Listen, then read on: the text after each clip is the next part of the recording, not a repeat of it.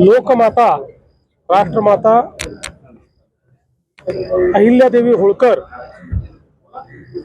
यांना मी नमन करतो, त्यांच्या चरणी नतमस्तक होतो। या देशामध्ये ज्यांनी हिंदू अस्मिता जागृत ठेवली, ज्यांनी अनेक आक्रमणानंतर सनातन धर्म जिवंत ठेवला, ज्यांनी लोकशासन आणि लोकप्रशासन कसं असू शकतं याचं आदर्श उदाहरण छत्रपती शिवरायांच्या नंतर दिलं, अशा पुण्यश्लोक अहिल्यादेवी होळकर यांना अभिवादन करण्याकरता आम्ही सगळे लोक या ठिकाणी एकत्रित आलो आहोत। मागील वर्षी आम्ही त्यांच्या 300व्या जयंतीच्या निमित्ताने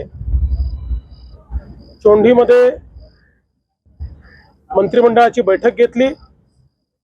महाराष्ट्रातले जेवढी शक्तीस्थळ आहेत त्यांचं पुनर्निर्माण करण्याचा निर्धार आम्ही केला आणि मला सांगताना आनंद वाटतो की जे निर्णय इथे घेतले ती सर्व कामं आम्ही सुरू केलेली आहेत आणि इथलाही विकास आराखडा हा मंजूर झालेला आहे।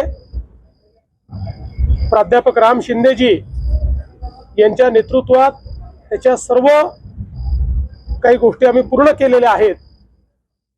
फक्त आचारसंहिता सुरू असल्यामुळे आम्हाला आज भूमिपूजन करायचं होतं, पण ते करता आलं नाही।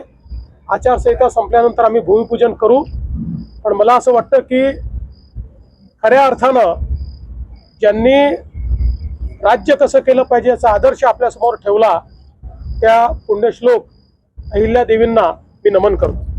जरांगे पाटील यांनी रात्री उपोषण मागे घेतलेलं आहे, कुठली आश्वासनं त्यांना आपल्याकडून दिली गेली आहेत? जी आश्वासनं दिली ती तुमच्या समोर आहे, कुठेही मागे आश्वासन दिलं नाही। त्यांनी स्वतः ती वाचून दाखवलेली आहेत, विखे पाटील प्रसाद लाड यांनी ती वाचून दाखवलेली आहेत।